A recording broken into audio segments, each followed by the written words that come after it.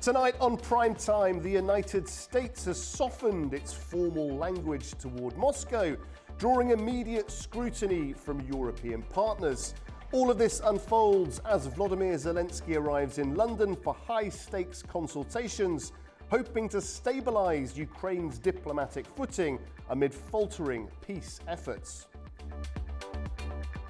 A softer line, but at what cost?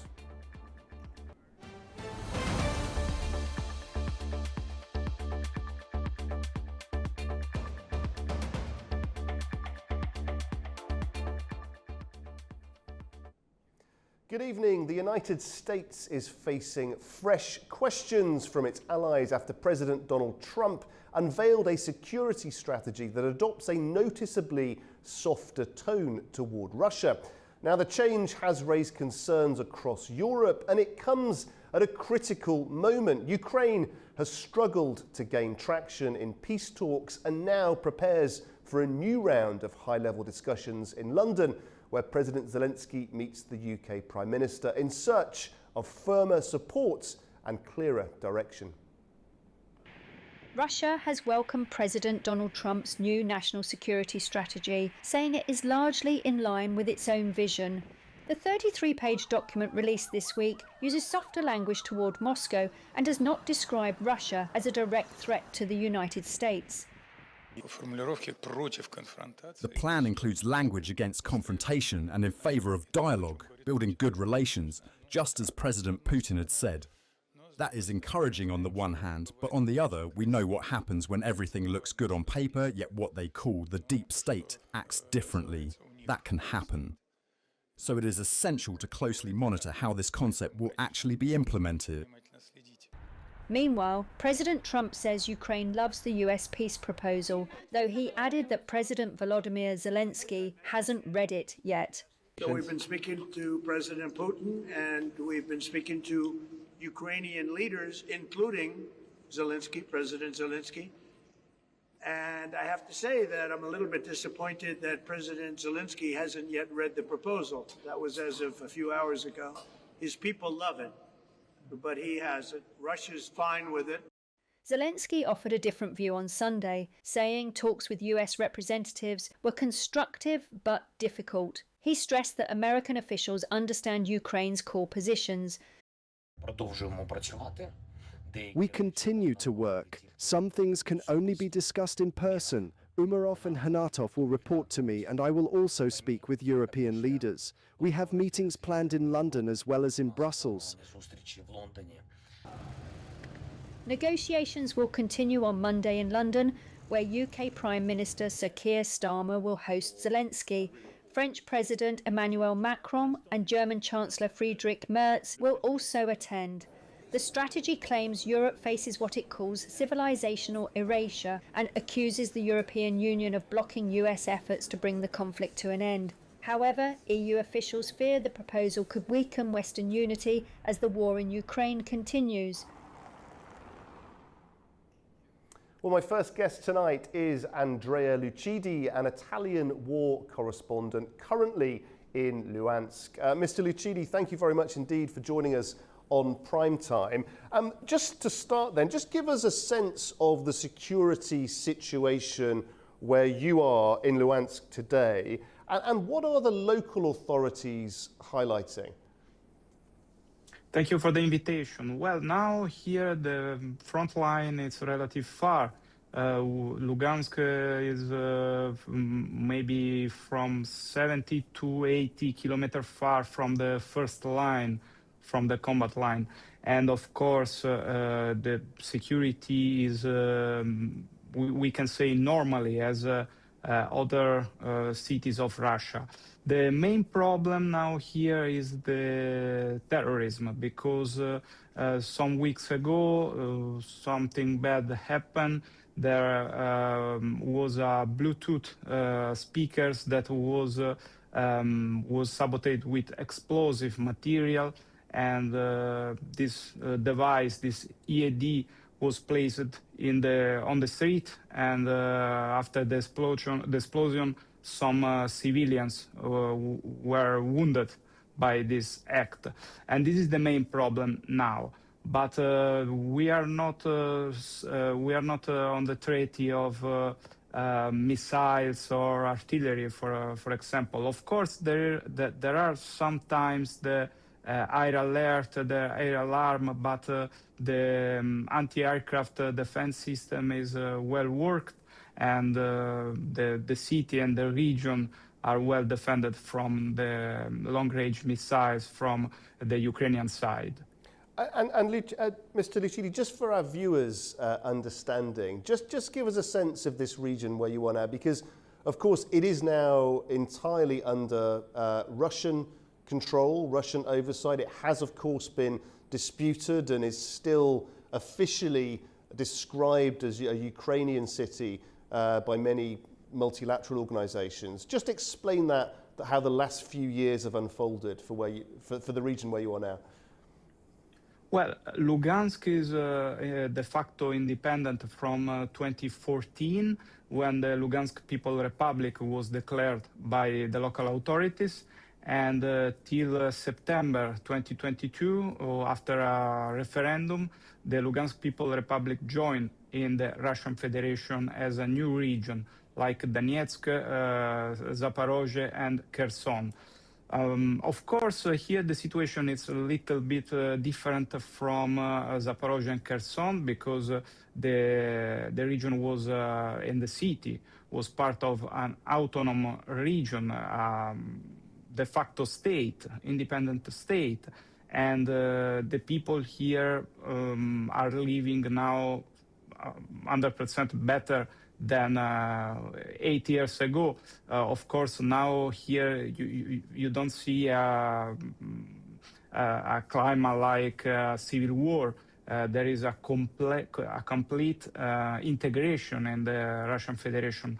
But of course, there are problems, and I know that in the West, many authorities, many international organizations, also the United Nations, describe the city and the region as a disputed region or disputed city, as a Ukrainian city under occupation. But in fact, for the population that it's Russian-speaking population, it's Russian for culture, for tradition, and the majority of the population feel themselves as a part of Russia. They are not considered themselves as under occupation, but as a part of Russian Federation. And amongst those people where you are right now, reconstruction efforts are underway, I know. Bring us up to date on what's been happening, and also how local people are responding to those efforts. Well, I arrived here in the October 2022, some months after the beginning of the special military operation, and the situation is radically changed in 3-4 years. Now there are a lot of new buildings, a lot of reconstructions works, because after the joining of this region in the Russian Federation, and of course this region came from 10 years of civil war, 10 years as a de facto independent state, but without any recognition from the international community. So here the life was like in a limbo, in a gray zone, without valid documents, without any security for the future, without the possibility to make a plan for the future, for the youth, for the students, for the families. And now, of course, there are a lot of reconstruction, new possibility for work, new possibility for studying, new schools, new universities, and new specialists that are coming from Russia, like teachers, professors, medics, researchers, for improve the possibility of this region. Also, I will say that the infrastructure is better, because there are new streets, new highways, new system for the domestic heating. There are, from my arrive here in 2022, now I can say there is a radical changing of the infrastructure and of the possibility for the future of this region. And in terms of the conflict with Ukraine, what is it that officials are saying about Ukrainian activity at this point near the contact line? Well, Lugansk is the first region of the new region of Russian Federation that control the, we can say, almost totality of their territory. There are a lot of problem in this because, of course, the Ukrainian activity is very high, especially in sectors like Lysychansk city or Siversk city in the north, in the center of the Lugansk People Republic. Why? Because for the Ukrainian side, it's mandatory to don't permit that Russia can say, okay, we are controlling now 100% of Lugansk region. And for them, it's very important to keep pressure against the Russian army. But I can say, as a war correspondent, a journalist that analyze the situation every day, that at the current moment, the Ukrainian army, also if they continue to make pressure against the Russian military forces on the contact line, all this pressure is useless because they don't have any concrete force for break the offensive of the Russian Federation. And thanks God, the attack against the main cities of Lugansk People Republic, like Alchevsk, Severodonetsk, Lysychansk also, in this year are very few compared to the last year. There is always the problem of the drones, especially for the main cities that are near the contact line, like Lysychansk, that it's far only 10 or 15 kilometers from the front. But the defense system is working well, and the main attack are repulsed back. And Andrea, as a war correspondent, you've seen many different conflicts. You've reported and analysed many different scenarios. When the weather changes, when things get colder, when we move into winter more deeply, that of course can have an effect, can't it, on any conflict situation. How is the winter weather starting to affect daily life conditions where you are?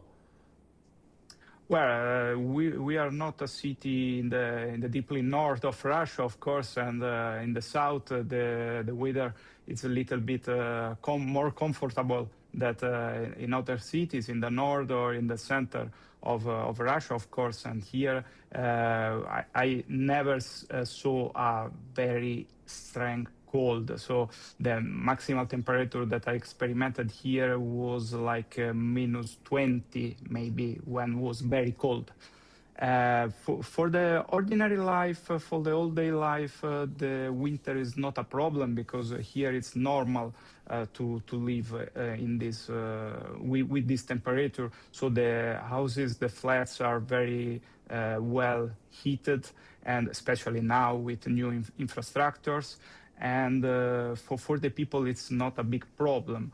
But for the war, the cold can have a bigger influence. For example, in the last years, we experimented that during the winter months, the offensive and big maneuvers are very few in compared to the summer and the month from March to May, we can say. There is like a winter, I will not say a winter stop, but I'm sure that the war will proceed slowly, especially now that are also negotiations are working between Russia and the US. And this is also a factor that we need to consider. Mr. Lucidi, we thank you for your analysis and for joining us from Luhansk. Thank you very much indeed. Thank you for the invitation. Okay, let's head over now to the UK and speak with the political analyst Taras Kuzio, who's joining us from London. Mr. Kazio, thank you very much indeed for joining us on Prime Time. How is London interpreting this softer language from Washington towards Moscow then? Well, I don't think there's going to be any change in the situation, in the sense that there are two parallel peace processes taking place. One between Trump and his team and Russia, and the second one being undertaken by Ukraine and the Europeans. I mean, these are parallel, and there's a massive gulf between both sides. So I doubt whether anything much has changed. The meeting taking place in London will be just really to solidify a common Ukrainian-European position vis-a-vis what they see as Trump siding with Russia on this process. Is there any way that President Zelensky can expect anything more than that, you think, from Keir Starmer, in terms of the influence perhaps that the UK can have on the wider diplomatic track? Is there anything that him and his team might try to attempt just to try and nudge an advantage? Because it looks like he's not having a great time at the moment, President Zelensky, when it comes to these final stages of negotiations. Well, Zelensky is having an okay time, in the sense that nothing really has fundamentally changed.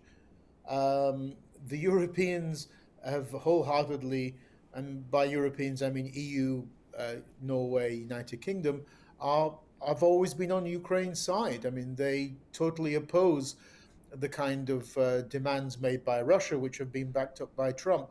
I think the Europeans have tried every trick in the book, including this of, Britain offering this official state visit, and including dinner with the King, to Donald Trump, and they've all failed. All these attempts at wooing Trump have failed. Publicly, they will be unable maybe to say, well, the transatlantic alliance is over. But that is what the British and other media are saying, that there is de facto no transatlantic relationship left, particularly now after the publication last week of the new US national security strategy, which adopts a kind of a Brexiteer anti-European Union position. The Trump administration hates the European Union as a structure and doesn't respect it. So that's impossible to change. So I can't see how there could be now, when it's failed so much already, some kind of building of bridges between Europe and Trump. Yeah, it's very interesting. I mean, if that's the case, then Taras, what is this about? This final stage of the collective getting together? Is it about the sort of saving face strategy, making sure that the nuances of language don't appear like they're acquiescing too much to Putin? Is there an acceptance there behind the scenes that what Putin wants in terms of territory, they're pretty much going to have to acquiesce to? Ukraine won't acquiesce to it. I don't know why you keep pushing on this point. Ukraine won't acquiesce to it, and the Europeans are not acquiescing to it. Why do you keep saying this is a kind of a fait accompli? It's not. But how long will the war? Ukrainians won't accept the Trump-Putin demand for Ukraine to give up territory. So let's move on to another topic, please. But then, will the war continue then indefinitely? Yes, it will continue. Yes, it will continue because the Trump administration has failed to grasp that the only way to get Putin to the negotiating table is by forcing him through a mixture of policies, economic, energy, military, to reduce his maximum demands. The Putin regime continues to hold the same maximalist demands it held at the beginning of the invasion in February 22. That hasn't changed because Trump hasn't applied sufficient pressure on Putin. and therefore we're in a limbo. But as you there's going to say, be no progress in the peace talks. Everybody's going through motions. Nobody wants to anger Trump, Europeans or Ukrainians, but nothing will come of this. But that's a very sad situation then, if we're going to be caught in this limbo. Winter is now upon us. The conflict, the bombing is going to continue indefinitely. Is there nothing that can be done? Is there, is the Trump camp and the European camp, are they both so intransigent that there is no possible way of nudging into a different sort of approach? You're doing it again. You're blaming the Trump camp and the Europeans. The blame should be here squarely on Putin, which is launching this aggressive war. They are doing nothing to end the war. Putin repeatedly, and all of his lieutenants like Foreign Minister Lavrov, are repeatedly saying the war will continue until they've achieved their goals they set out at the beginning of the invasion. But Taras, whose fault it is one question. What it will take to stop it is another question, isn't it? And on that second question, what do we think might be possible in terms of trying to stop this war, to stop the suffering? There's only one way to stop this, and that is to apply a variety of different tools of pressure against Putin that would force him and his team to reduce their maximalist demands and then get him to be in a far more compromising position, willing to compromise at the negotiating table. Trump has refused to do that. Ironically, even the Europeans have been weak on this. For example, dragging their heels about when they would finally end importing Russian energy. The European Union provides more financial support to Russia in payment for Russian energy each year than it provides to Ukraine. The country which is bringing Russia to the negotiating table, which is applying real pressure on Russia, is Ukraine, through the destruction of Russia's oil refinery capacity, and now spreading that war to Russia's shadow fleet, which includes even tankers off the coast of Africa. That is the only way you will get Putin to reduce his maximalist demands. For whatever reasons, Trump on the one side, the Europeans on the other, they have been unwilling to go that extra mile, which the Ukrainians are now doing. Very interesting indeed. Mr. Gazia, we thank you very much for your analysis and for joining us from London. Thank you. Thank you. Okay, after the break, we'll take a look at the top business news stories of the day with Katie Wilson. Do stay with us.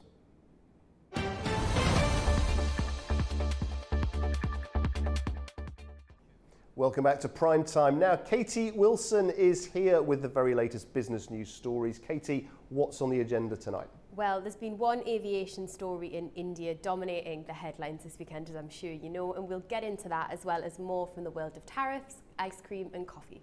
Let's get into it. We start the week with the story dominating the agenda over the weekend.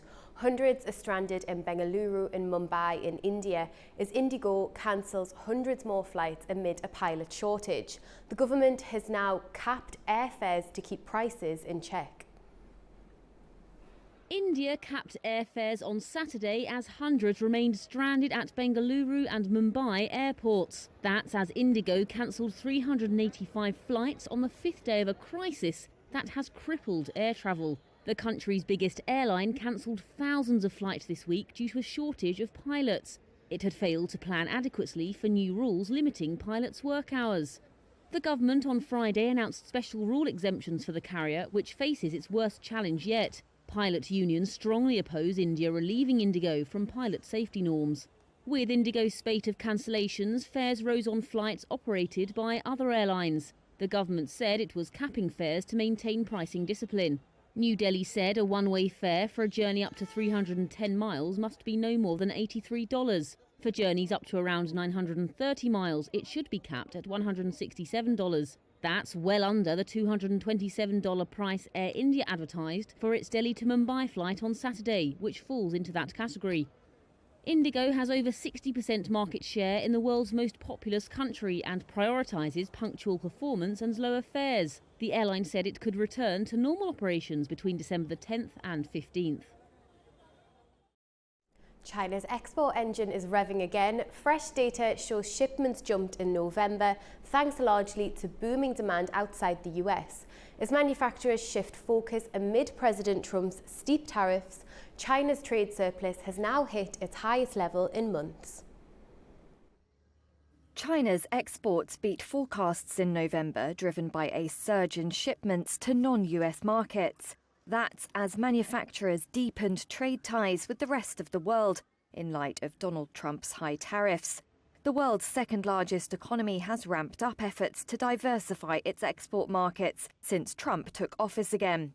It's been pursuing closer trade ties with Southeast Asia and the EU. Beijing had used Chinese firms' global footprint to establish new production hubs for low-tariff access. Customs data showed on Monday that China's exports grew 5.9% year-on-year. Imports were up 1.9%, almost doubling from October. The data showed Chinese shipments to the US dropped 29% in November year-on-year. That was even though the month began with news that the US and China had agreed to scale back some of their tariffs. Exports to the European Union grew an annual 14.8% last month, while shipments to Australia surged by over a third. It helped boost China's trade surplus to over $111 billion in November, the highest since June. And staying with trade tensions, President Trump is striking a calmer tone closer to home.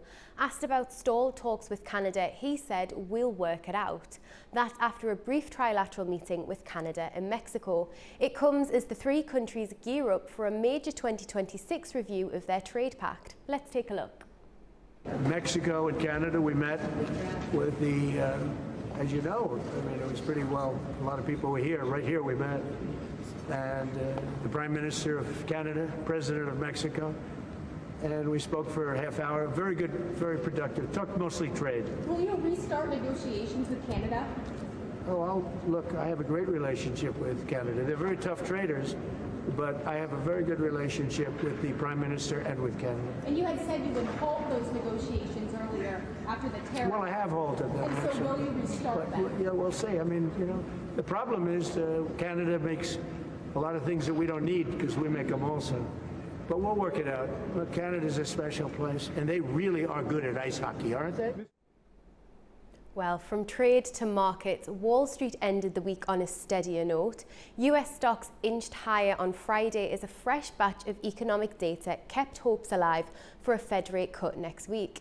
Inflation is still running hot, but investors are betting the central bank will move.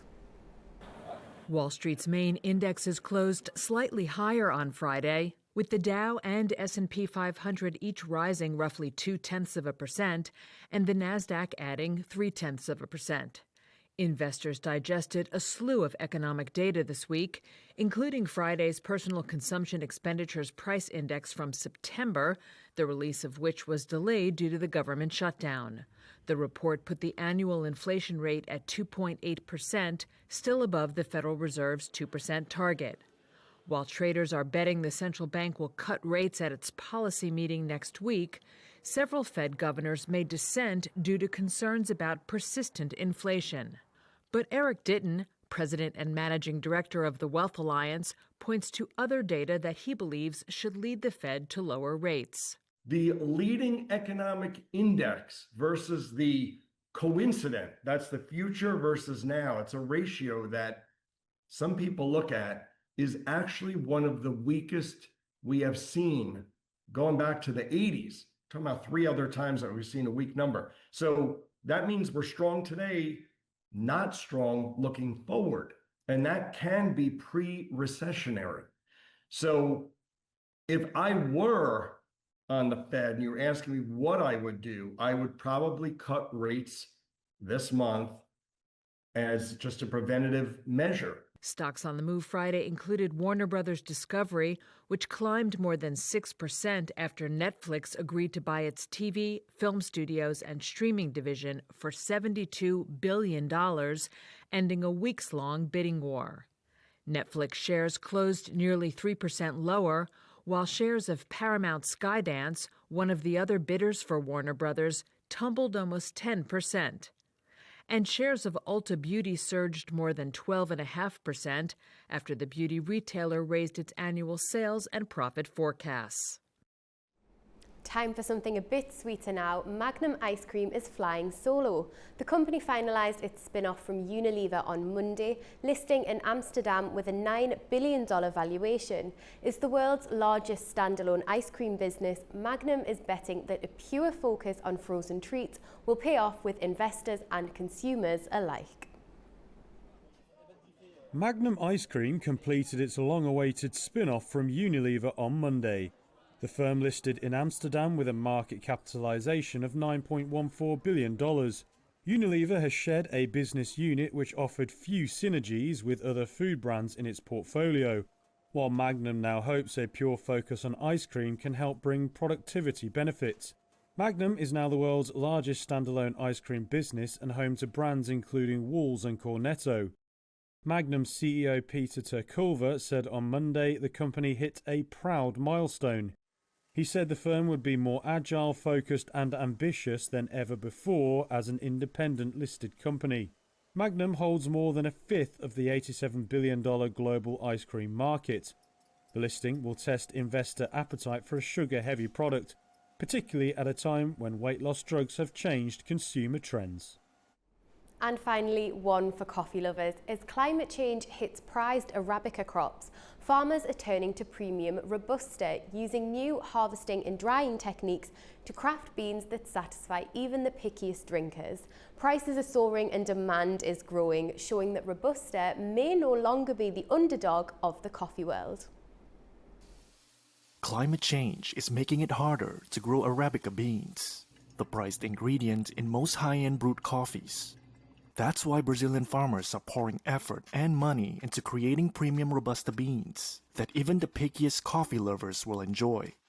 Coffee prices are at record highs this year because of extreme weather and trade tensions. And premium Robusta beans let roasters reduce costs without sacrificing taste.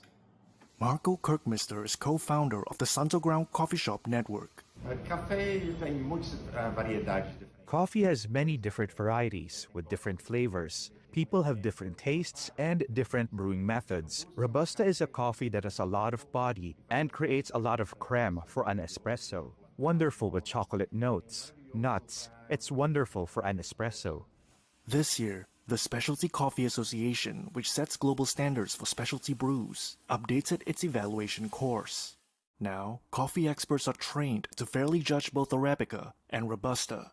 Starting in 2026, the SCA will start updating its flavor list to include fine Robusta notes like aromatic spice.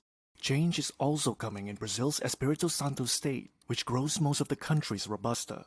Douglas Gonzaga is coordinator of the Espírito Santo Specialty Coffee Center. In the past, Robusta coffee like Conilon was seen as a lower quality coffee, but that story is changing. We know that if you combine proper harvest and post-harvest management, you get an excellent product in the cup with sweetness, acidity, body, and very significant sensory quality. The state aims to produce 1.5 million bags of specialty Robusta per year by 2032. That would only be about a tenth of its overall production. But it means many more farmers will need to adopt the same careful drying and salting methods used for Arabica.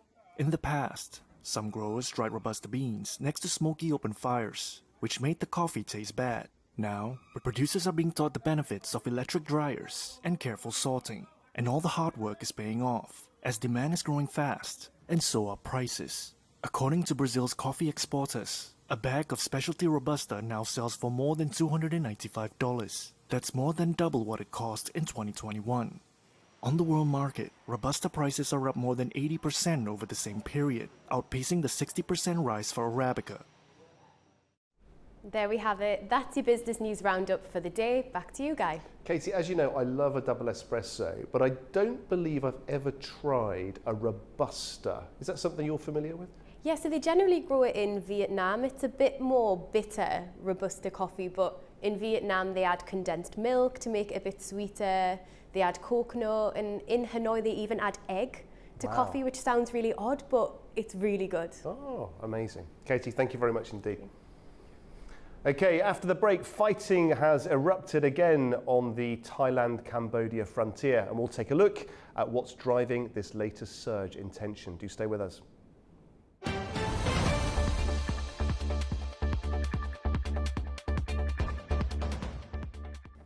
Welcome back, you're watching Primetime. Fighting has flared once again along the disputed stretch of the Thailand-Cambodia border, despite a ceasefire that was meant to calm tensions.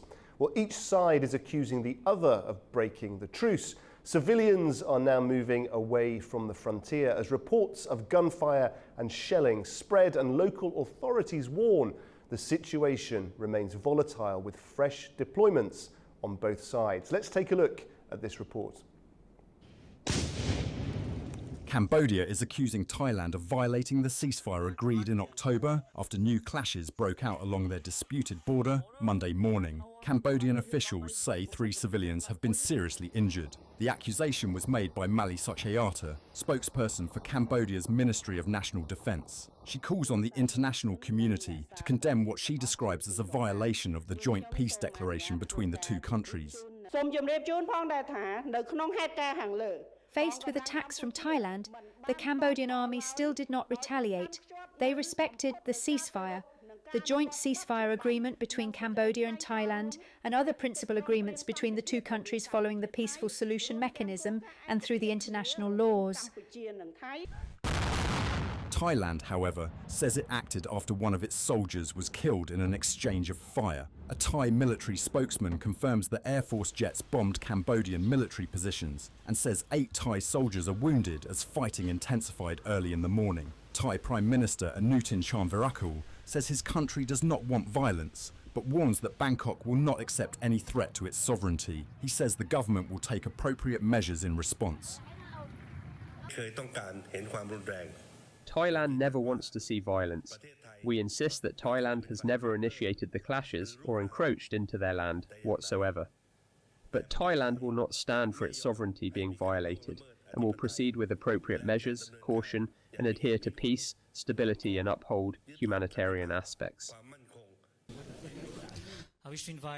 Malaysia urges both sides to show restraint. Prime Minister Anwar Ibrahim warns that renewed conflict risks undoing the work of the ceasefire he helped broker in October alongside US President Donald Trump. The border dispute led to a 5-day conflict in July before the ceasefire agreement was signed in Kuala Lumpur. Thousands of civilians living along the Thai-Cambodia border are now fleeing for safety, raising fears of a deeper regional crisis. Okay, let's now get the latest from our correspondent in the region, Naya Punia, who's in New Delhi.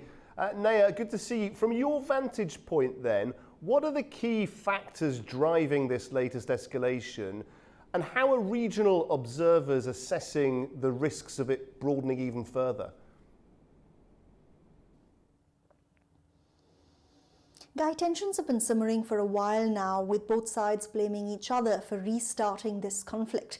This is the most serious escalation in bilateral tensions since a tenuous but much publicized ceasefire brokered by US President Donald Trump and Malaysia was signed in October.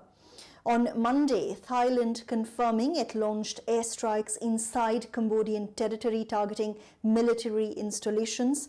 It said it did so in self-defense, accusing Cambodia of mobilizing heavy weaponry and repositioning combat units. Thailand says it doesn't want violence, but quote, will use necessary means to protect itself. Cambodia in turn saying Thailand is the aggressor and that Bangkok's actions follow days of, quote, provocative actions.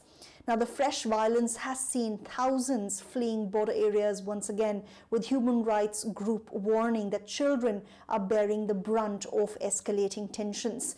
In July, both nations were involved in a 5-day conflict before that ceasefire I was telling you about was agreed upon and signed in October. But just 2 weeks later, Thailand said it would halt the implementation of that agreement after 2 soldiers were injured in a landmine blast.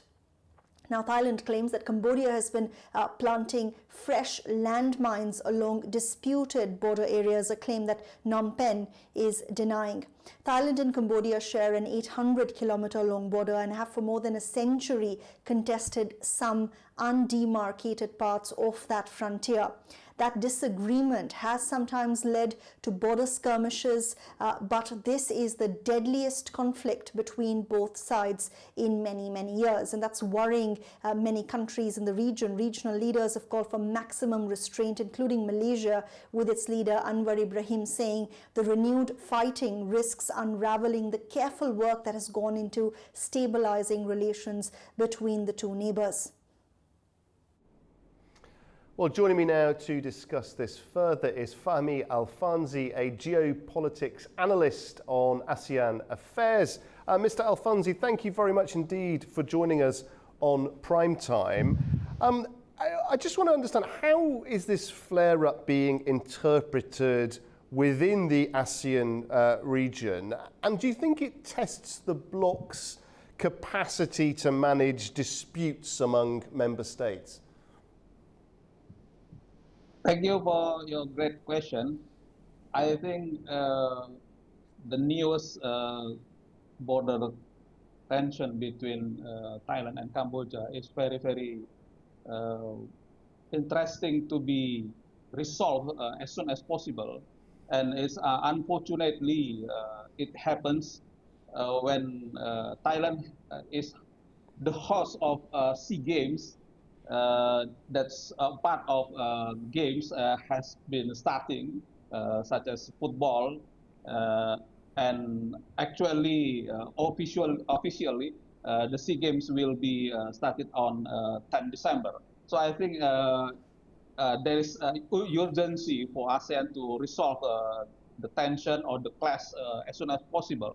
And I think the statement from Prime Minister of Malaysia, Anwar Ibrahim, is not enough to stop the ceasefire, because a month ago, actually, Thailand has given the signs that escalate to the tension when Thailand halt the implementation of the ceasefire. I think there is no significant step from ASEAN chairman or ASEAN leaders of member states to resolve the tension. And I think when Thailand has launched airstrike, I think ASEAN should resolve the clash as soon as possible. And what's your analysis, Fahmi, of the key reasons why the recent peace agreement broke down? And also, were there any warning signs, any indicators that this might be on the way? Actually, the agreement that signed on October 2025 in Kuala Lumpur, it's not a peace agreement, it's just a ceasefire agreement. Okay. Even the official name of the agreement is joint declaration between Prime Minister of Cambodia and Prime Minister of Thailand, that outcomes of their meetings in Kuala Lumpur. So it's not a peace agreement. So I think it's not very surprised if the agreement is broken down. And there are some factors that make the agreement has been broken down. Firstly, we can see President Trump role that enforce two states, Thailand and Cambodia, to get agreement with his hard power on trade. Trade is the weapon of U.S. president to enforce both Thailand and Cambodia to get agreement. I think it's not strong factor to make and maintain the agreement, endure. Very transactional. The other factor is there are political motives. both in Thailand and Cambodia. Political domestic motive. If we remember, previous Prime Minister of Thailand, Paetongtarn Shinawatra, has been impeached after her conversation with Hun Sen is leaked and signed the weakness of Thailand. So Thailand has a strong motive to make retaliation, to show their public, their government and military of Thailand is strong and can winning in the clash between Cambodia, and as well as Cambodia has made political motive, because we can see previous and current Prime Minister of Cambodia is the family, son and his father. I think it's not only contestation between two states, but also contestation of two family in Thailand and Cambodia. I think it's not very strong factor to maintain the agreement effectively. It's very interesting, and you mentioned previously the statements calling for peace from Malaysia. To what extent do you think that this confrontation could potentially cause ripple effects that may impact wider regional security? I hope there's no spillover. I hope, as I am from Indonesia, and Indonesia is the biggest ASEAN member state. I think we hope there is no spillover, and I think Thailand has no intention to bring the clash border to full scale war, because in same time Thailand is the host of SEA Games. Yeah, at least until the SEA Games the games between Southeast ASEAN from 10 until 11 from 10 until 19 December. After that, I don't know, but I think Thailand has no intention to bring the clash to full scale war, and I think there is no significant interest from major powers to involve directly in the conflict. So I think both United States or China and all ASEAN member states want to resolve the clash as soon as possible. And what about Sorry to cut across you there, but what about this role of ASEAN? Because do they have a typical, a predefined approach, a policy strategy even, for moments like this? And if so, how does it normally work in terms of calming tensions? And if they don't, are they creating one as we speak? Yeah, I think ASEAN should do better. Maybe there is awkward moment for Malaysia. Malaysia is the chairman of ASEAN in 2025, but after Malaysia giving the estafette of chairman to Philippines, I think there is a moment of transition moment from October until December 2025. So I think it's better for ASEAN maybe to consider to using troika mechanism. There are 3 member states. Malaysia as the chairman of ASEAN in 2025. The second is the Philippines is the chairman of 2026, the next year, and Indonesia is the biggest ASEAN member state. So troika mechanism can be used to make preventing of escalation of conflict between Indonesia, Malaysia, and the Philippines to make subtle diplomacy both to Thailand and Cambodia. I think it's better to be considered for ASEAN to do it. Mr. Alfansi, we thank you very much indeed for your analysis and for joining us. Thank you. Thank you. Okay, let's now take a look at this from a more humanitarian angle. Joining me now is Phil Robertson, Director of Asia Human Rights and Labour Advocates, based in Bangkok, Thailand. Thank you very much indeed for joining us, Mr. Robertson. Of course. I just want to, from your perspective then, what are your main concerns about the impact of this fighting, this conflict, on civilians who are living near that border area? Well, obviously, the cross-border fighting, especially if it involves artillery on both sides and indiscriminate weapons like Cambodia's BM-21 rockets, is likely to impact civilians. And we've already seen that. Cambodia is claiming that at least 4 civilians were killed in the recent Thai attacks today, and both sides are claiming that civilians have been injured. International humanitarian law, which is also known colloquially as the laws of war, clearly states that civilians and civilian structures shall not be targeted. And it's really very critical that both sides respect that principle.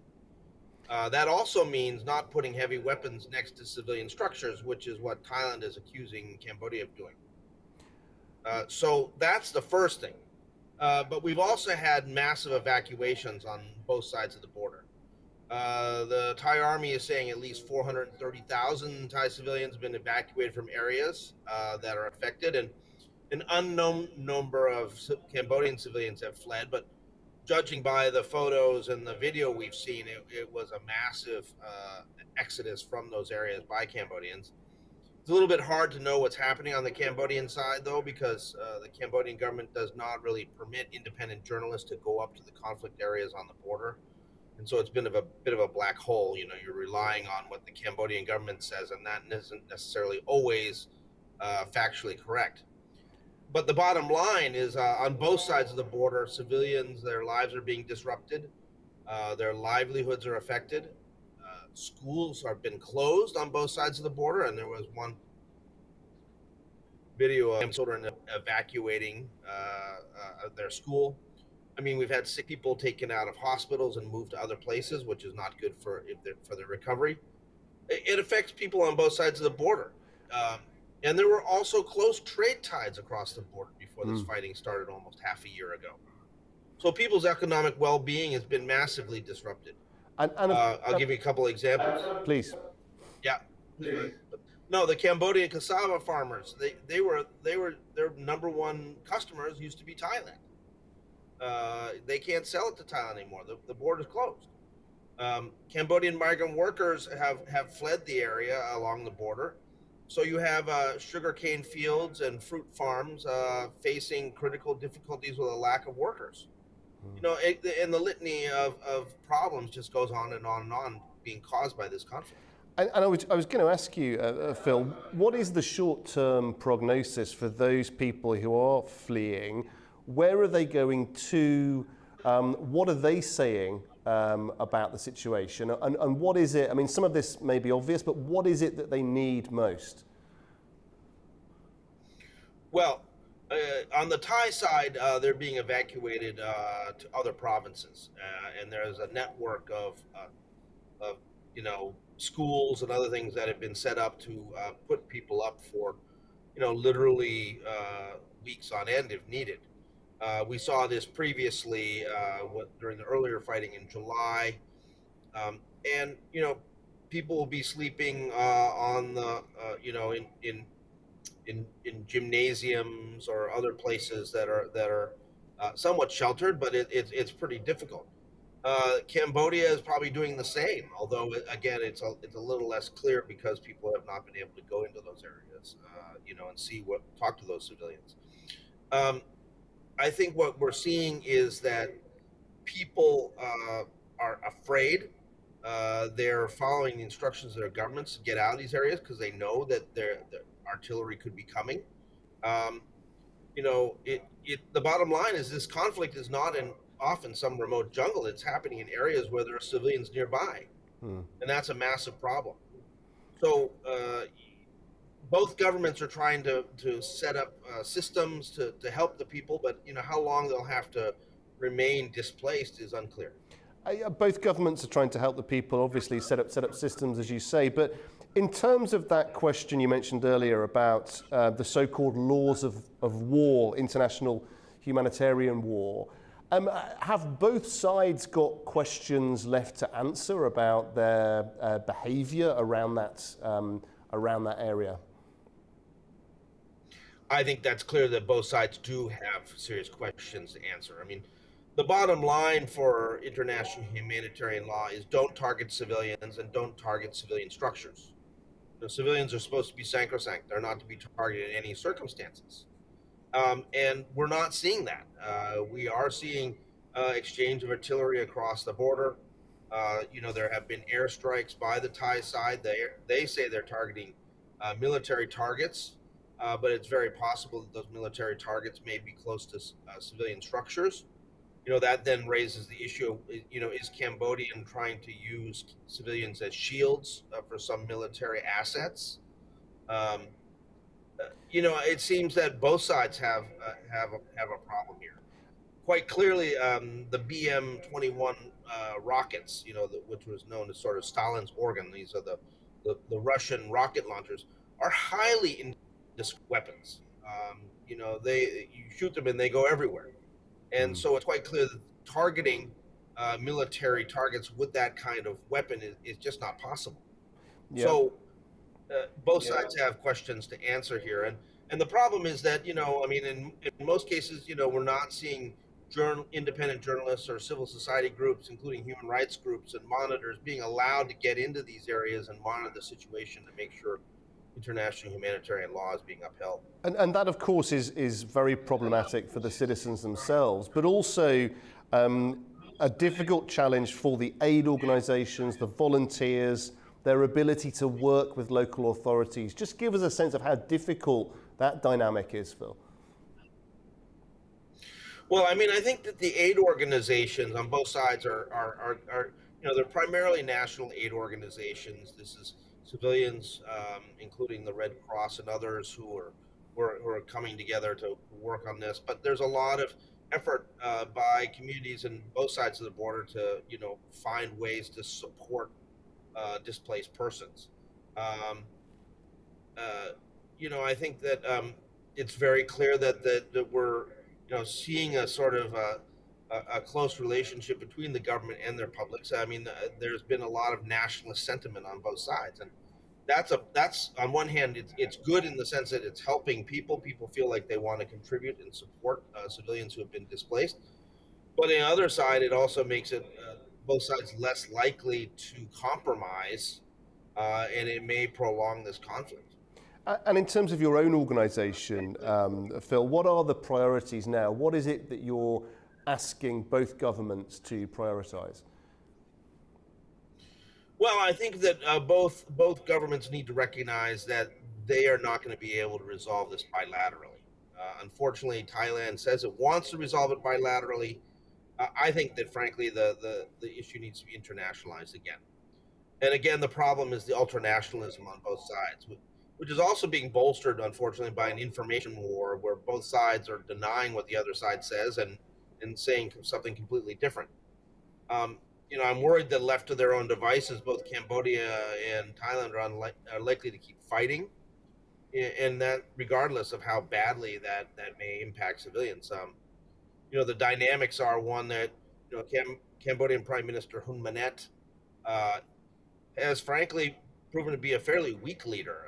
He's when compared to his father, Hun Sen, who was the head of the Senate, and also the Thai Prime Minister Anutin Chanvirakul. We're on the verge of an election here in Thailand, and he wants to run in the upcoming national election as a tough on Cambodia conservative, and distract from other problems and issues like the government's failure to adequately tackle the floods in Hat Yai in the south of the country, which happened late last month. So our organization is basically calling on both sides to recognize that there has to be mediation at the international level. It shouldn't just be left to be a conservative a bilateral issue. Your previous speaker also put his finger on a problem that we're right at the juncture of transition between the Malaysian chairmanship of ASEAN and the Philippines chairmanship. The Philippines will take it over on the 1st of January. And, we have heard nothing from the Philippines on what they're going to do and how they're prepared to try to take this forward. I mean, quite clearly, Anwar Ibrahim, as the Prime Minister of Malaysia, did a lot.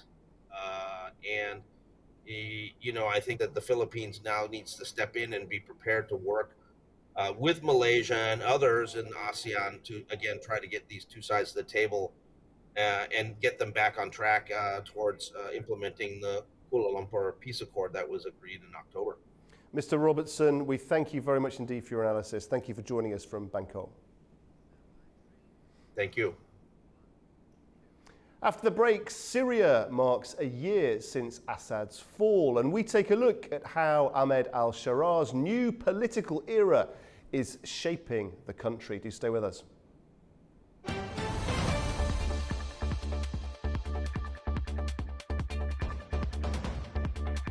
Welcome back. You're watching Prime Time. Now, 1 year after the dramatic fall of Bashar al-Assad's regime, and Syria is reflecting on the moment that reshaped the nation. Well, the collapse of Damascus in December 2024 opened the door to a new political era under its new leader, Ahmed al-Sharar. December 2024 is not just a month on the calendar for Syrians. It marks a turning point that changed the direction of the country's modern history. On the 8th of December, the Assad regime collapsed during a major offensive by opposition forces. The rapid fall of Damascus on that day was the culmination of an intense 11-day campaign. The crisis began when opposition forces launched an unexpected attack on Aleppo, Syria's second largest city. The offensive quickly widened. Opposition fighters advanced south, capturing Hama and Homs, two strategic centers in central Syria, before moving towards the capital. Within days, rebel forces reached the outskirts of Damascus. As the units pushed into the capital and took control of the presidential palace, Bashar al-Assad fled the country, later receiving asylum in Russia. The fall of Damascus opened the way for a new political chapter. It marked the beginning of the new era in Syria. Over the past 12 months, Syria has seen significant political and diplomatic shifts. In the aftermath of Assad's fall, the United States, the European Union, and the United Kingdom lifted many broad economic sanctions to support the country's recovery and transition. In September 2025, al-Sharar became the first Syrian head of state in nearly 6 decades to address the UN General Assembly. 1 year later, many Syrians continue to celebrate the end of dictatorship. Yet the new authorities face major challenges, including reconstruction, national reconciliation, and building a stable and inclusive state. Well, joining me now in the studio to discuss this further is AnewZ's Orkan Amishov. Orkan, great to see you. The end of dictatorship. In a sense, it feels like those days of Assad were quite a long time ago because a lot has happened, hasn't it, over this last year? We've seen Syria's new leader traveling the world, meeting world leaders. Just give us a sense, though, of how Syria's foreign policy has in real terms shifted under this new leadership? Yeah, you're absolutely right, Guy. Over the past 1 year, since 8th of December 2024, a lot has happened. And indeed, cumulative impact and the magnitude of what happened is so staggering that we believe that Assad was toppled not 1 year ago, but 2-3 years ago. It's all about the sheer intensity of the events, and also relative perception of our perception of time is also quite relative, of course. When a lot is happening, our perception is that it was a long time. When not a lot is happening, it's boring, and naturally our perception is also dilated in a sense. Basically, if you just to respond to the question that you posed, if there is a direct connection, as far as my analysis of the situation is concerned, between the circumstances in November and December 2024 that led to the collapse of Bashar al-Assad and rise of Ahmad al-Sharaa, and the current foreign policy trajectory that the government administration in Damascus is pursuing. Let's remember what happened last December. 2 weeks before what happened on the 8th of December, if you would talk to analysts, even those who were privy to the developments in Syria, they would not have predicted the outcome that was witnessed on the 8th of December. Basically, Assad himself was in a very precarious situation already. The government apparatus, security forces, were not really working in line and congruence. And basically the rotten system was on the verge of collapse anyway. But you needed external influence, of course. I think the cumulative impact of actions taken by Israel and Turkey at the time led to the collapse of Bashar al-Assad. Turkey was incredibly influential in the north-western part of the country. And also Turkey was naturally limiting the military prowess of SDF-led northeastern part of Syria. So al-Sharaa got a certain degree of security. Back then it wasn't called al-Sharaa, of course. That's a name that he acquired at a later stage. And of course, the actions taken by Israel in the southern part of the country also was essential in terms of targeting Hezbollah forces. So Israel and Turkey, their actions led to the collapse of Bashar al-Assad. Partly led to that, of course. There are some other factors.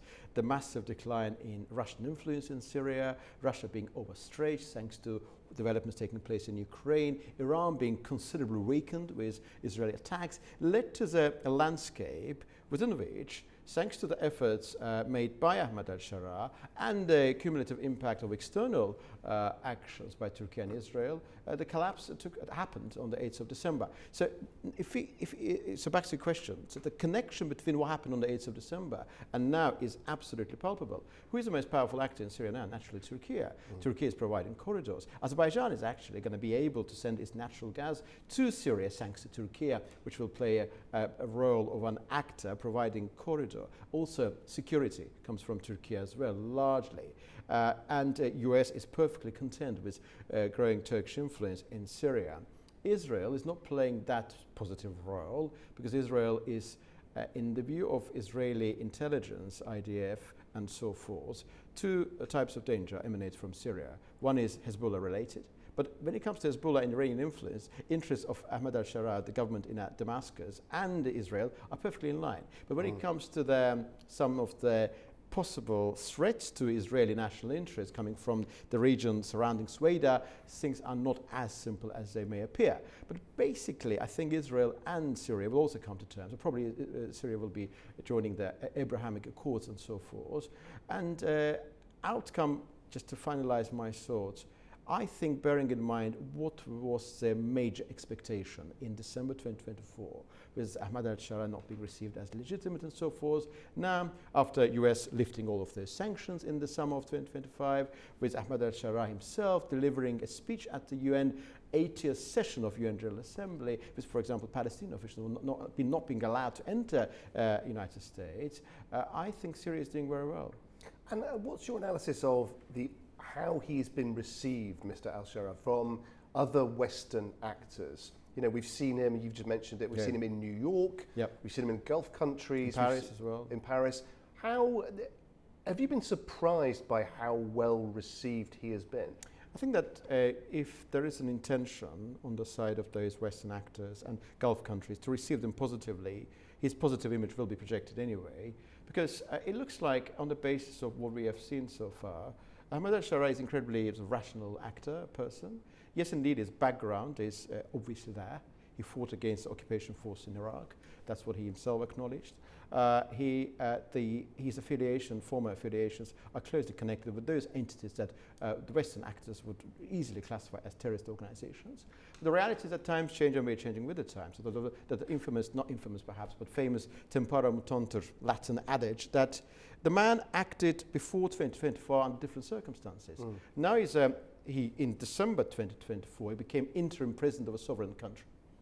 We're not talking about some kind of a splinter militant group. We're talking about a proper state. Syria, for all of the problems, it's a sovereign country. It's got to sit at the UN General Assembly and so forth. I think degree of support he received from Turkey was absolutely essential. And also some of the atrocities committed by Bashar al-Assad and his allies were so egregious in terms of their scope and violence that he, for all of his failings that many people were talking about before 2024, emerged as a possible source of hope. I think extent to which Bashar al-Assad destroyed his own reputation, all of those acts which our international lawyers would classify as war crimes, were so egregious and so violent that for him there was a sort of clean space to fill in December 2024. And he acted very rationally. He received strong support from Turkey. We remember that he attended the Antalya Diplomacy Forum in March 2025, and there he had his first meeting with President Aliyev, by the way. And we also remember, as long as Azerbaijan is concerned, Azerbaijani Deputy Foreign Minister Yalchin Rafiyev, whom you know very well because of COP29 and COP30, visited Syria in late December 2024. And back then, Azerbaijani government was very careful not make sure that that aid support that Azerbaijan provided in December was labeled as support for the people of Syria. Sort of, you know, distancing yourself from the administration itself because the status of Damascus was not very clear. But I think over the past months, in particular throughout 2025, the legitimacy has been somewhat ensured. I don't think that he's now referred to as an interim leader. He's a president of a sovereign country. There were elections, parliamentary elections. Yes, of course, there's certain chunks of the territory that he is not able to control. But basically now looks a legitimate leader. And he behaved in a very rational way. I think he's widely perceived to be in the following sense. I would like to refer to you back to our conversation that we had a couple of days ago about the Western perception of what you can expect from the Middle East. Middle East is a very sort of a fluctuating landscape. You can have a secular dictator there, like the former president of Iraq, for example, Saddam Hussein. You can have different type of theocratic leader. And Ahmad al-Shara probably in many ways has qualities which you would be able to classify as in the sort of liminal line, around the liminal line. He wasn't democratically elected. There was no presidential election in Syria. Therefore, naturally, he himself will need to prove his democratic credentials at a later stage. And Syria is not France, it's not Canada. You can't expect from them sort of a Western-style democracy overnight. That's not really realistically expected from Syria. But what you would expect from Syria, proper administration, effective governance, and sort of expansion of sovereignty over the rest of the country, and sensible governance for the time being. And democracy, proper governance, rule of law will come at a later stage. I mean, the real world is slightly different, and particularly in the Middle East. I mean, after all that happened over the past decades in the Middle East, I'm sure the Western policymakers are acutely conscious of the reality that you need to take into account the facts on the ground, and then, of course, some sort of a projection of Western-style governance may be considered at a later stage. So basically, he is perceived very, very positively by many, many foreign actors who is in a position of disliking him, if that is going to be your next question. Huge mistrust in Lebanon. I interviewed Artur Blok a couple of days ago, the executive editor-in-chief. You would notice that Hezbollah, sort of a Hezbollah segment of sort of Iran-Syria landscape, deeply skeptical of him for very obvious reasons, because he defeated them before coming to power, so they got vested interests. Naturally, the people surrounding Joseph Aoun in Lebanon do not like him. I would imagine that also the 1/3 of Lebanon, the Shia Muslim sect, also not very much in favor of him. But all of these things are quite relative. Time will show, and his place in history will be defined and appreciated in a proper light in due course. Very well, certainly will. A very difficult job he's got ahead of him. Sure. Can we thank you as always for your fabulous analysis? Thank you. Okay, do join us after the break when we'll have plenty more for you. We'll be back in just a few moments' time. Thank you.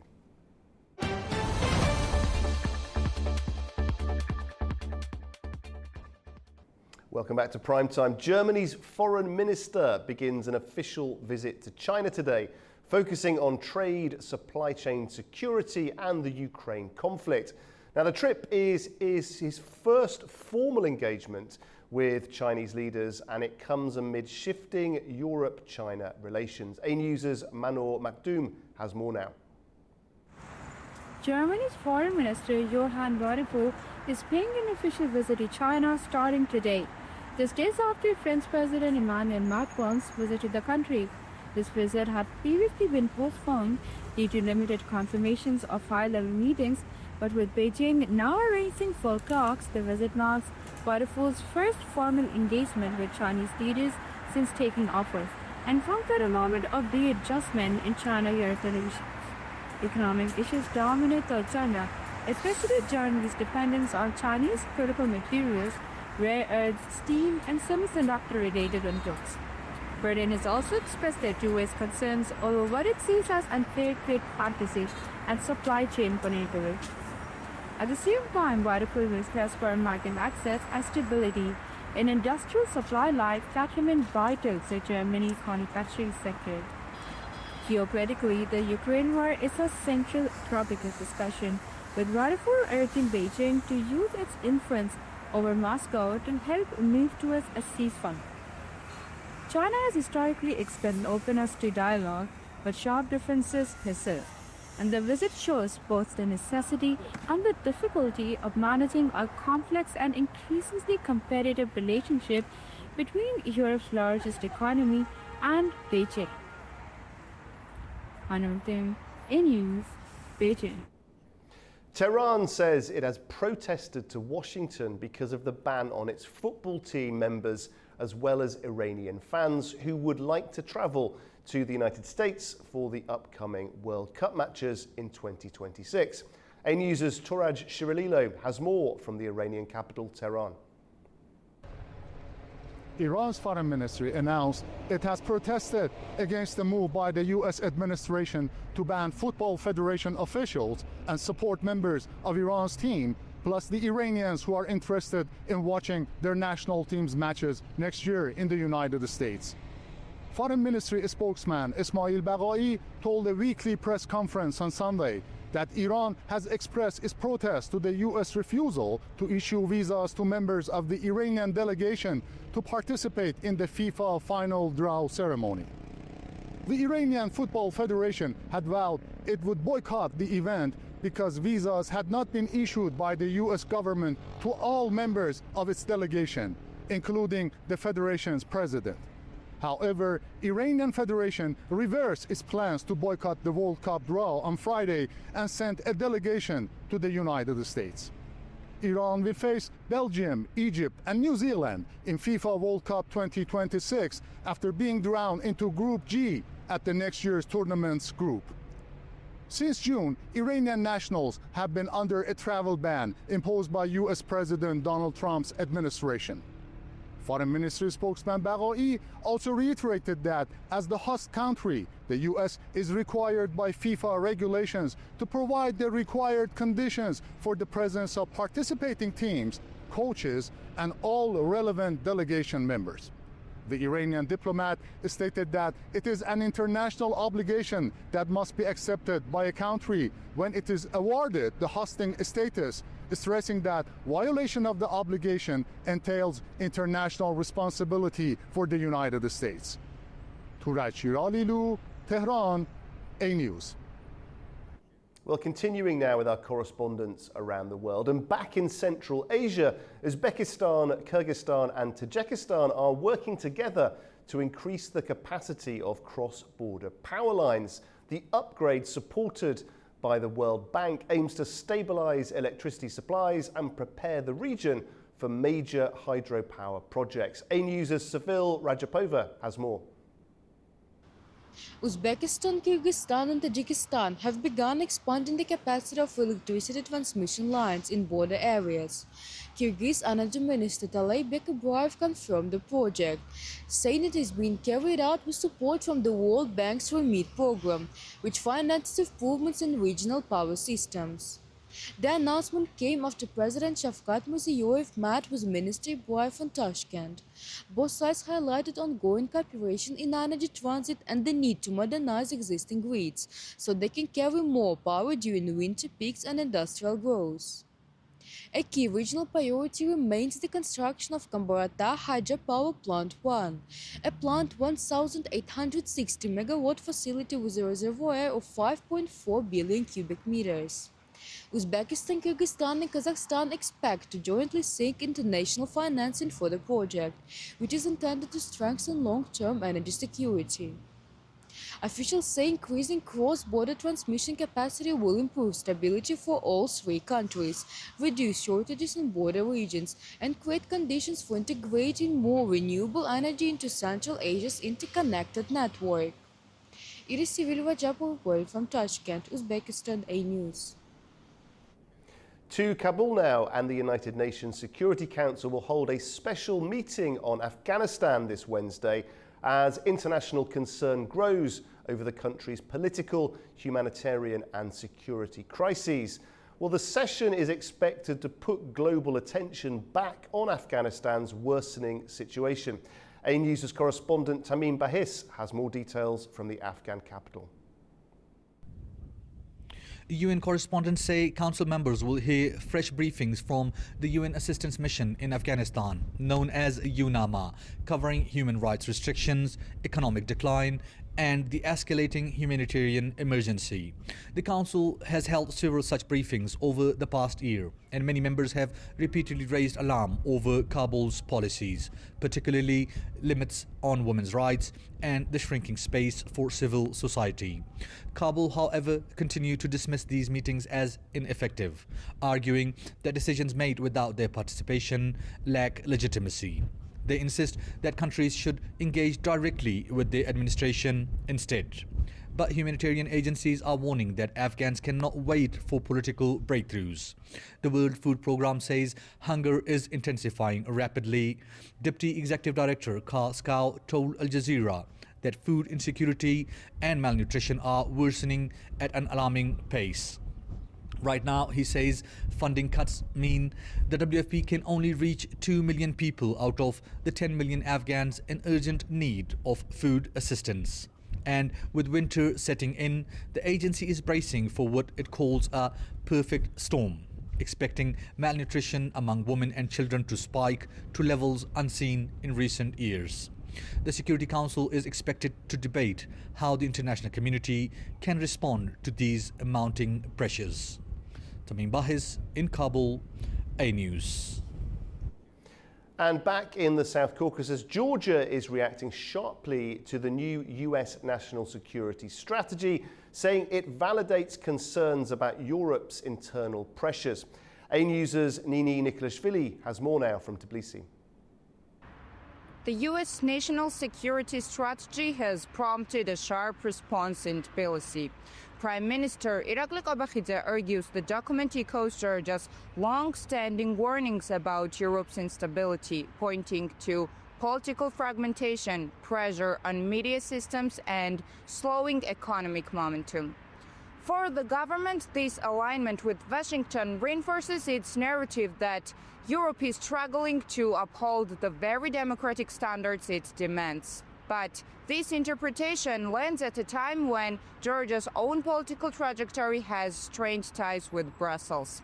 The transparency of foreign influence law, presented as a safeguard against external interference, triggered widespread protests and strong criticism from the EU institutions. Over the past year, these clashes have eroded trust and slowed EU-Georgia progress, reshaping the country's foreign policy posture and leaving partners uncertain about Tbilisi's long-term orientation. This uncertainty is now reflected in Brussels' regional planning. As the EU considers a quadrilateral platform involving Azerbaijan, Turkey, Armenia, and Europe, Georgia, traditionally the main corridor of east-west connectivity, now risks being sidelined. Georgia's infrastructure and location remain indispensable, yet influence depends on trust as much as transit. And the Western landscape itself is no longer fully unified. The US priorities security resilience, parts of Europe focus on values, and divisions between conservative and liberal EU governments complicate policy coherence. At its core, Georgia faces a strategic choice: restore credibility with partners and secure its role in regional connectivity, or risk watching new formats take shape without it. Nini Nikolashvili, Tbilisi, AnewZ. After the break, Fidan Siadli will be showing us all the latest trending social media posts of the day. We'll be right back.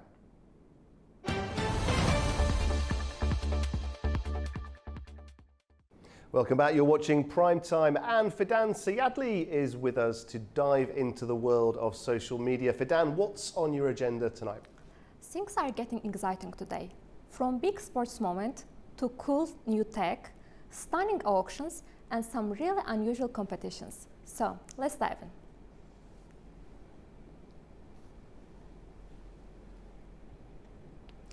Kicking things off with our first story, the World Cup draw. Honestly, it turned into a whole global party. Fans were celebrating, yelling, laughing. The reactions were priceless. So here is the video what everyone is talking about. The 2026 FIFA World Cup draw brought a whirlwind of excitement, spectacle, and even a touch of politics. Washington's Kennedy Center hosted the event, where the leaders of the three host nations, Mexico, Canada, and the United States, helped pull the groups, with US President Donald Trump stealing the spotlight as FIFA's first ever Peace Prize recipient.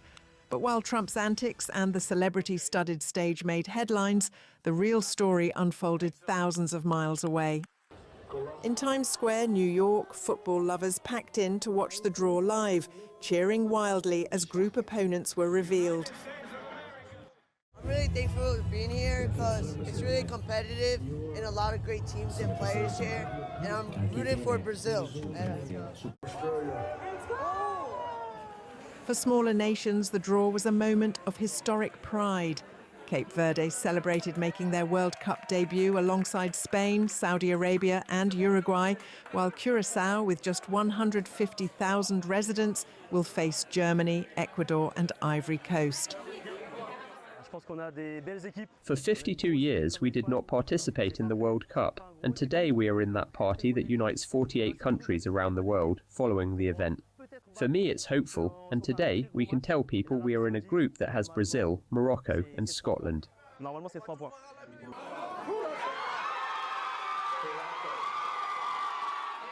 I am so very proud. It's like the first time ever. This is like history written.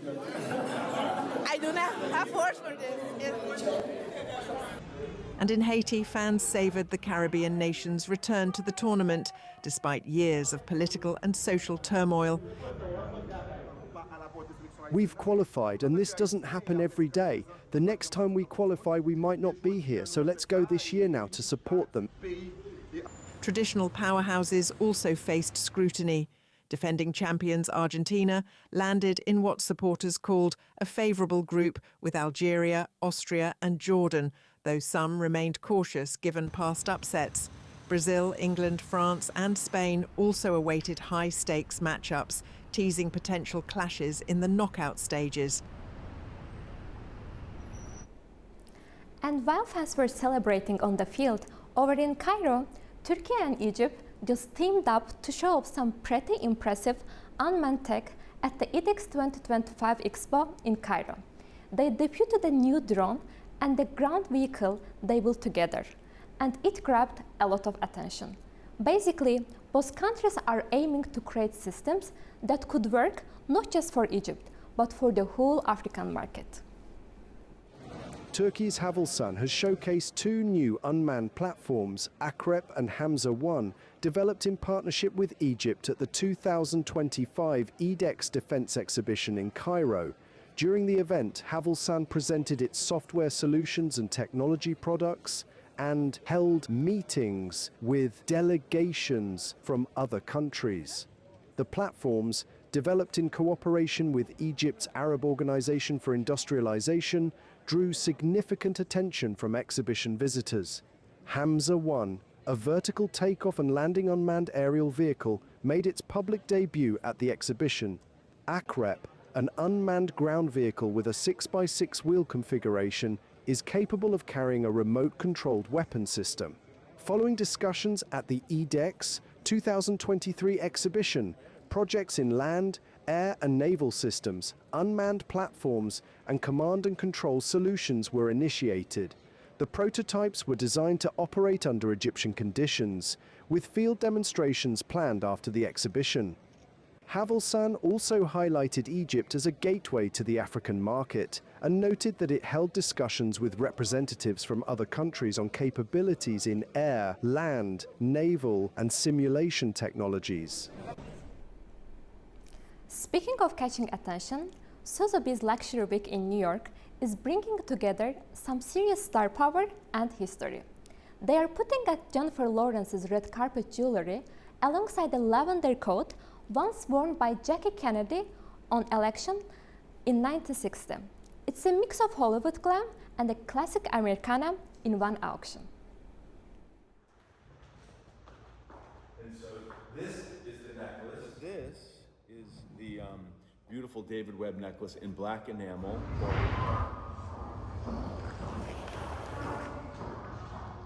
We are thrilled to have had the opportunity to dress Jennifer Lawrence on a number of occasions this season.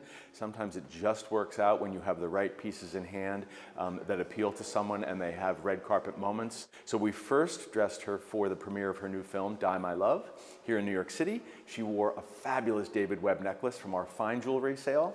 It's a black enamel and diamond collar from about 1980. Beautiful black enamel over 18 karat gold, set with big chunky diamond links. We actually have 3 jewelry auctions running at the same time. We have a beautiful single owner collection entitled A Legacy of Elegance. This is about 60 pieces of fabulous period jewelry. Most of the pieces come from either Joel Arthur Rosenthal, or Suzanne Belle Perron.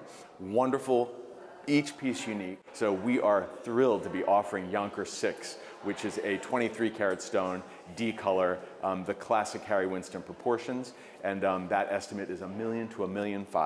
This is such an important collection, and every piece is so beautiful, so special.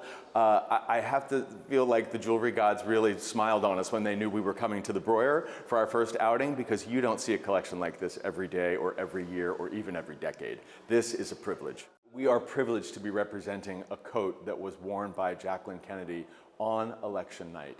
And we have had some wonderful pieces in our fashion sales in the past. Of course, we sold Princess Diana's sweater with the black sheep for more than $1 million. I believe this is as important and iconic. This wonderful lavender wool coat, she was 8 months pregnant, so it is a maternity coat. The story is beautiful that this was passed on to a family friend who then passed the coat in her family whenever somebody was expecting. So this coat has been worn and loved by many women. From sparkling jewels to making moves underwater, you've got to see this. Hans Niemann just won an underwater chess exhibition in Cape Town. Yes, underwater. Players literally hold their breath while making moves. The week's Freestyle Chess Grand Slam just kicked off in a seriously unique way. We're not supposed to look, right? Yeah, I thought right.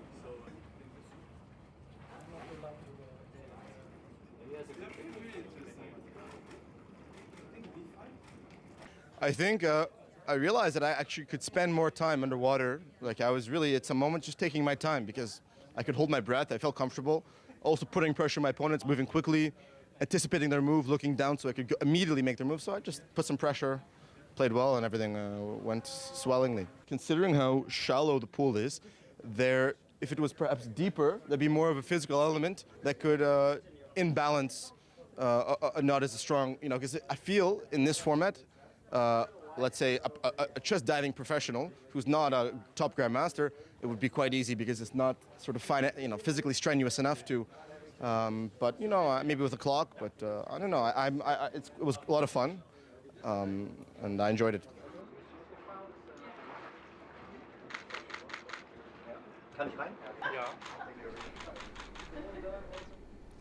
And lastly, while chess players were underwater, Mexico City's runway was celebrating diversity above ground. Mexico City's runway just turned heads, and not just for the outfits. 18 models hit the stage, including certain with disabilities, showing that fashion isn't just about style. It's about inclusion, representation, and celebrating everyone. This show made it clear that diversity belongs on every runway.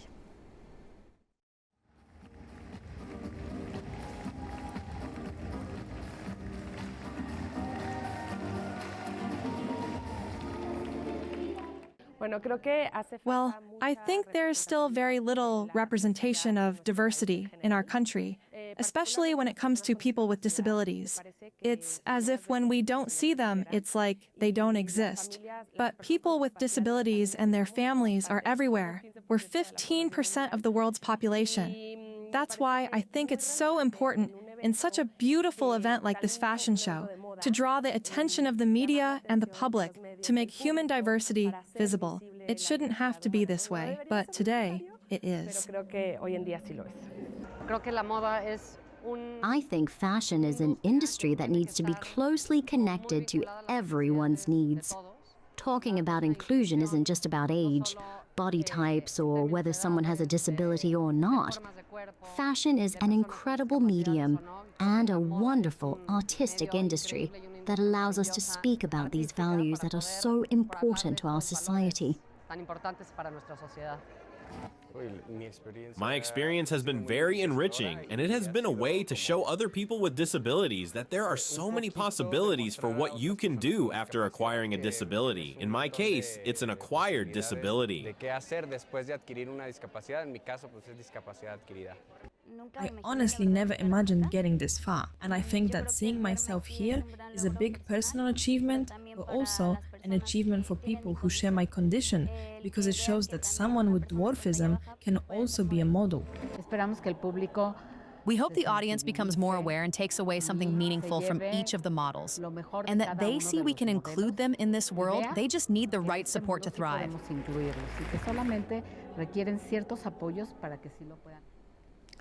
And that's all for today. Don't forget to check our website at AnewZ.tv and, of course, all our social media platforms. Back to you, Guy. Inspirational event there in Mexico City. Fidan, thank you very much indeed. Well, that does bring us to the end of Prime Time. Do join us again tomorrow evening for more insight, analysis and perspective from right here in Baku and around the world. And from all of us here at AnewZ, thanks for watching.